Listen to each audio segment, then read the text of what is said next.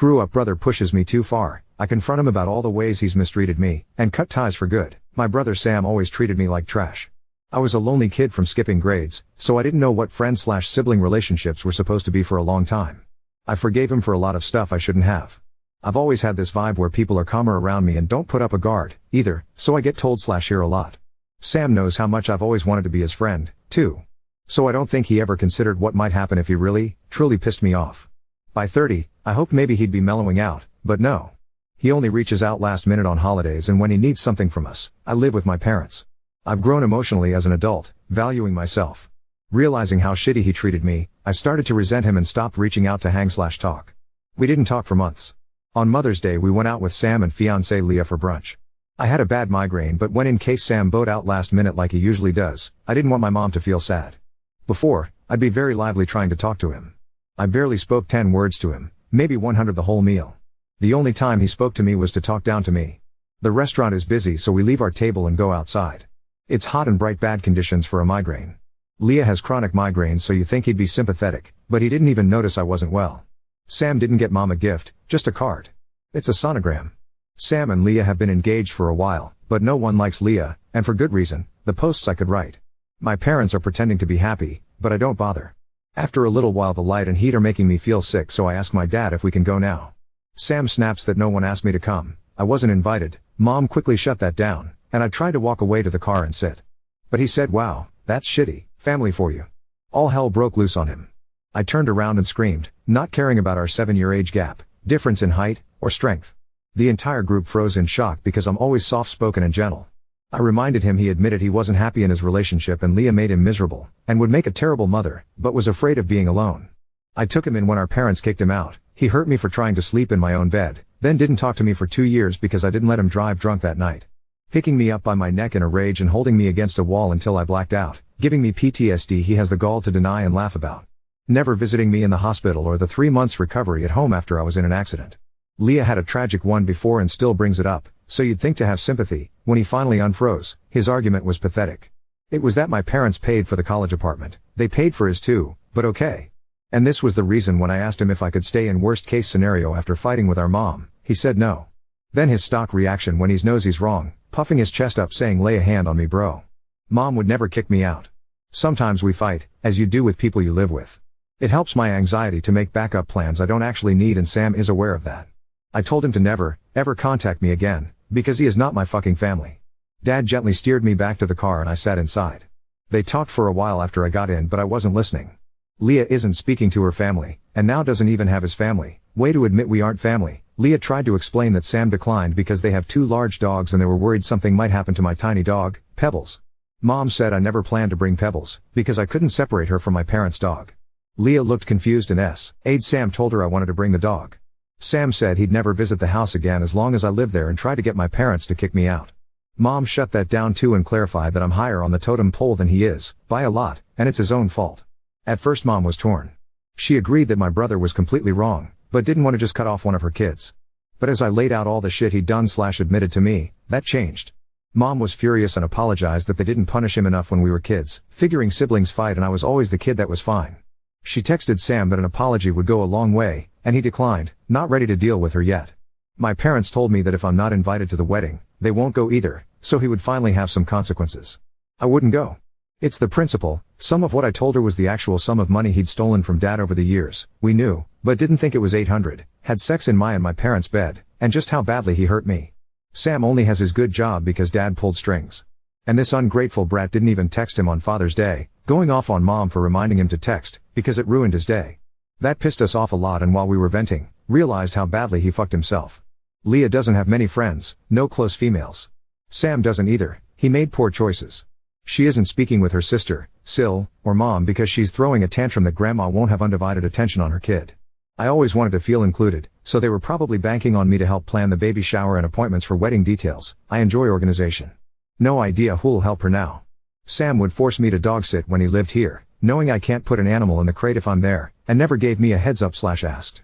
Leah already alienated Mom for babysitting with a bitchy comment years ago and Leah said she wouldn't want strangers watching her kids. So they probably figured I'd be the compassionate sister, as always, and watch my nibbling.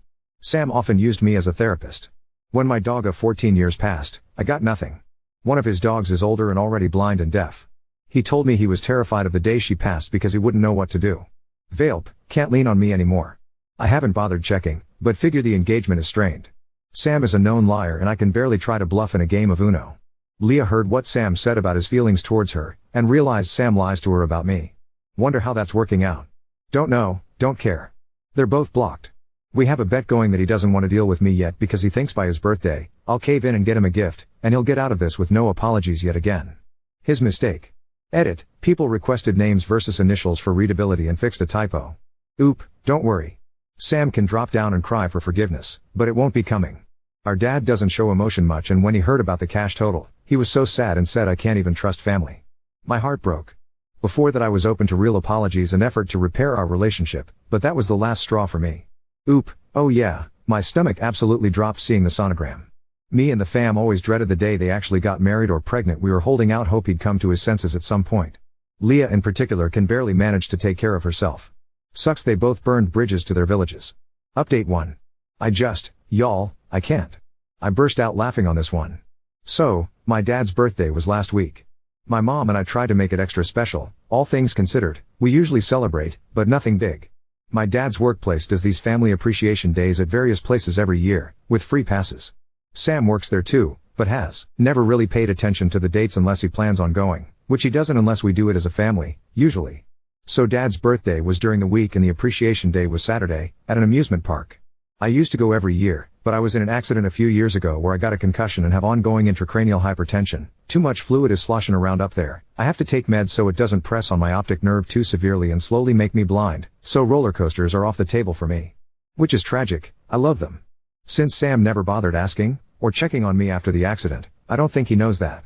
Shockingly, Sam did actually text Dad on his birthday. He asked if my parents wanted to do something over the weekend, about midweek. Dad said they'd see later on as the weekend came closer, because Dad takes a week of his vacation around his birthday and has been doing a lot of projects around the house. Then on Friday, Sam texted again, asked if he wanted to do something. Saturday was off the table, of course, and my dad returned to work on Sunday morning for a short shift. So he asked my mom if she wanted to go. Mom said no, but Dad was free to go without her if he wanted to. My dad said he wasn't going to go without her. So Dad said no, they were busy Saturday and he worked Sunday. Mom told me about the text last night and I mentioned that I really hoped that it would have been a no from them, even if they weren't busy. Mom reassured me, then cracked a joke, maybe we'll get back to him about his birthday near Christmas. Sam is famously bad at celebrating things / giving gifts / cards until long past the normal window, despite us living about 10 minutes from each other. Like, bruh, what the hell did you think was gonna happen? We're all very aware that I'm the favorite child, especially since Sam is such an asshole. It was really the laugh I needed after everything. Side note, a commenter point out that when Sam choked me out, what happened was actually strangulation of a minor, a fucking felony crime. God, that tore me up inside. I was used to my brother getting physical, so somehow crime never crossed my mind up to that point. He literally escaped the consequences on that one. I kinda wanna see if there's anything I can do, but I think it's been too long since. Anyway, my mom told me about the text after that. It did make me laugh, so it helped. Like, oh, man. I wonder if Sam is ready to deal with me yet, LMFAO. ETA, I guess people don't understand what's happening here? Sam probably doesn't realize there were actual plans on Saturday, and Sam and my dad work at the same place. It'd be easy to find his schedule for Sunday. Either way, he's going to think my parents aren't seeing him on my behalf and realize that they aren't forgiving him either, for the very first time. When Sam choked me out, what happened was actually strangulation of a minor, a fucking felony crime. Oop, well, yeah, it definitely hit me hard when it was pointed out to me. I got really worried for my future nibbling, considering that Sam obviously hasn't grown out of his violent, short temper from how he reacted to that fight. But it's been like, 15 years. Which sounds awful to still be hurting about, but I mean, trauma is still done. I'm also kind of worried about nibbling because Sam has history of downward spiral / stressful times turning him into a lazy, intoxicated asshole. And like I said in my first post, Leah can barely take care of herself. I feel bad for that baby already, but I think Sam is counting on me feeling that way. I also genuinely don't know where to start, with the legal thing? I feel like if I went down to the station they'd laugh me out of there based on the time frame alone, but I don't know. That could be the anxiety talking. Oop, I sincerely doubt they would be allowed in the house.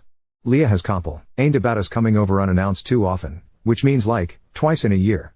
Both times when cars had trouble nearby. Never mind that her family gets to visit frequently. We also genuinely loathe Leah.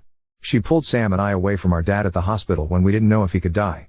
To go to her mom's weekly dinner? Sam did end up snapping at her on the drive back and Leah pulled my dad's dead card. And Sam was actually kicked out of the house when his dog accidentally hurt mom because he wouldn't discipline the dog. She told him to get her shit together because it was unacceptable. He called her a bitch. Mom threw him out.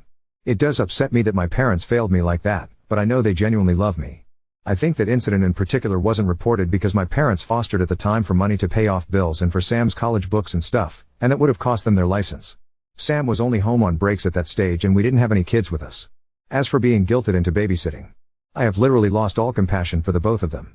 I'll call CPS myself before I let them treat that child poorly, or if God forbid, Sam tries that shit where he just leaves them with me without saying anything. They are not my family anymore. Now second story. Stepdaughter's mother and my husband had a secret affair while grieving our loss, leaving me conflicted and heartbroken. My stepdaughter Becca, 14F, died 4 weeks ago. I've been in her life since she was 7 years old. We were extremely close. My husband Derek, 40M, his ex-wife Sam, 38F, and I, 35F, get along very well. There's never been an issue in the 7 years that I've been with Derek. Sam has always been kind to me. She didn't even care that Becca called me mom too. Right after Becca's passing, Sam had so much anxiety and depression that she was unable to be by herself. She has no family besides us, so I invited her to stay with us. Sam hardly leaves the house. She mostly just sleeps in Becca's room, which is completely understandable. I always tell her that I'm here if she needs me and that I want her to take her time with grieving and that there is no pressure to go back to her home. Today I needed to run some errands, so I asked Sam if she'd like to join me to get out of the house a little bit, but she declined and said she'd rather just stay at the house and sleep. I told Derek that I was leaving and that I would be back in 2-ish hours. He works from home. I also told him to check on Sam every once in a while, and maybe try getting her to eat something. After stopping at the post office, I realized I forgot my library book that I needed to return, so I went back home to get it. As soon as I walked in the door, I heard moaning coming from mine and Derek's bedroom. I immediately knew what was happening. And my heart completely broke in that moment. I wasn't completely sure what to do, but I ended up deciding to confront them, so I walked to the bedroom and opened the door and began yelling at them both. Sam started having an anxiety attack and ran to the bathroom while Derek kept apologizing profusely. I asked him what the hell was happening. He told me that he made himself and Sam some lunch and they began talking about Becca, and shared some memories. And then Sam ended up kissing him and he didn't pull back, and then it ended with them in our bed. They're begging me to understand that it was just grief that caused them to become intimate and that they both made a mistake. I don't know what to do. I love this man. And I love Sam. I'm heartbroken that they did this to me and put me in this position. I feel so stuck. Update 1. I decided that I'm filing for a divorce. I can't ever trust him again. It sucks because we had an amazing relationship, I thought. He's always been great, so this was a complete shock to me. Last night, Derek came over to talk. He confessed to a lot. Turns out it wasn't their first time having sex like most people thought. They've been having sex since 3 months before Becca died. I am completely shocked and heartbroken. Sam also reached out last night and thanked me for everything I've done for her, and told me she was sorry. I didn't respond. I blocked her. I did so much for Sam and considered her a friend, so this hurts a lot, more than I can handle. This is all too much. As hard as this is gonna be, I need to leave Derek and cut them both out of my life. I am ready to do so. I am done. Also, some people are saying I deserve this because I should have known better than to let Sam into our home, around Derek. But, you need to understand that I'm a giving person. I trust people more than I should. I truly thought Sam was an amazing person. I know it's unusual to become friends with your husband's ex-wife, but it's just how it went for us and I shouldn't be blamed for what happened. Thank you to everyone who commented nice things and for the kind messages. You've all been helpful during this insanely difficult time. I appreciate it. I'm getting lots of questions about some things, so I figured I'd answer a few of them. Have I told anyone about what happened besides my mom? Yes, I told a few friends and some family members. Most of them are supportive of my decision and aren't speaking to Derek. Where is Derek staying? Currently, he's staying at a hotel. Our friends refuse to let him stay with them. He's lost a lot of people due to his awful decisions. Has he tried fighting me on getting a divorce? Yes, he begged me not to file for divorce, but when I told him I needed him to just let me go, and that I was too exhausted to fight him on this, he let it be and agreed to getting a divorce. Why isn't Derek staying with Sam? He told me he didn't want to continue to hurt me, so he told Sam he was done with her for good. And that they have no reason to speak to each other anymore. I have no idea if that'll last and if they'll just end up together, but I truly don't care what they do anymore. I just want peace. What was Derek's excuse for cheating? He told me that they just accidentally reconnected one night when I was away at my mom's. He was stressed we weren't conceiving and were having miscarriages, so he vented to Sam, and then somehow that led to sex. Disgusting of them both, I know. Feel free to ask anything else, and I'll try to answer. Update 2. I just found out that he is staying with Sam and not at the hotel. He told me it's too expensive to stay at a hotel and Sam is the only one that'll help him right now. I had a feeling this would happen. Just knowing that they are still probably sleeping together hurts my heart. I talked to a lawyer this morning and we are proceeding with the divorce and Derek agreed to it. It's actually happening, and I feel some relief that he's not fighting me on this. My mom leaves on Sunday, I'm scared to be alone. But I go back to work on Monday, so I'm hoping it'll be a good distraction. Update 3. Becca's diary. I decided to go through some of Becca's stuff today. I just found her diary in a box in the back of her closet. Would it be wrong to read some of it? I feel like it would help me feel closer to her, but part of me feels like it's wrong too. I haven't told Derek that I found it either, and I'm unsure if I should tell him. What would you do? Update 4. I figured it's been a few days, so I should give a little update. My mom is leaving in a couple hours, so I'll be alone. I'm kinda nervous about it. She helped me stay distracted and kept me going. How I'm gonna handle her being gone. I go back to work tomorrow, first day back since Becca passed away. I'm looking forward to it though because it'll keep me distracted. Also, I did read some of Becca's diary. It made me love her even more. She was such a sweetheart. I went back a few months and saw that she noticed some weird behavior between Derek and Sam, didn't mention that she knew of the affair, but she just wrote that she thought it was kinda strange that they all three would hang out more than usual, without me. I might read more, but so far I haven't found anything that's disturbing, just her being a teenager and talking about crushes, fights with friends, happy family memories, etc. Update 5. Started randomly getting a lot more messages/comments, so I figured I'd do another little last update. My first week back at work went great. I wasn't expecting it to go so well, but thankfully it did. My coworkers were so helpful and patient with me. On Friday night I decided I didn't want to stay home all weekend alone, so I decided to drive up to my mom's. It helps I have a 3-day weekend so I can spend more time with her. I'm heading back home tomorrow. Also, for those of you that have messaged me hateful things for reading Becca's diary, I just have to say, you aren't in my shoes right now. Telling me I'm a bad mom because I'm reading her diary is just ridiculous. I learned so much more about her, about how caring and sweet she is, and it made me love her even more. It's how I'm able to feel so close to her right now, so please don't tell me I'm a bad parent for just trying to get by one of the hardest times of my life. You have no idea what it's like. I don't have much of an update, so this will be it. I'll come back and update once the divorce happens though. Update 6. Sam saw my Reddit post and is threatening to sue me. Sam made a fake FB profile to message me and tell me she wants to sue me for telling strangers about what happened. Derek supports her apparently. I don't need this. Am I not allowed to vent about my life to people online? I just want life to get better. I'm so tired. Fuck you, Sam. Fuck you, Derek. Edit. Sam is in the comments and messaged me on here too. Blocked her. No, I just ignored her. It might be an empty threat just to make my life harder, but I'm unsure. Sam's message said, I'm actually baffled. She thinks Becca would be disappointed in me, WTF. I don't think I can do this anymore. I have been as strong as I can be, but I have been really struggling. So much is going on and I'm just so tired. How can I keep going? I just want to be with Becca. I miss her. I miss her smile. I miss her laugh. I miss how she'd try to make you laugh when you were sad by telling dad jokes. I miss how she liked being in the garden with me. I miss seeing all her new drawings. I miss her beautiful eyes. I miss everything about her. I just want her back. I need her back. Edit. I'm okay. I just needed a space to vent. I was getting so many messages asking if I'm alright, and I just wanted to say thank you to those that reached out. I am okay. I will be okay. Some days are harder than others, but I think I'll get through this. Update 7. Sam took her life on June 20th, 2024. Sam ended up taking her own life on June 20th. I am still trying to process everything. She had hurt me deeply, but this isn't something I wanted whatsoever. And Derek blames me. I feel so many things and I'm gonna be away for a while again, but I wanted to update you all.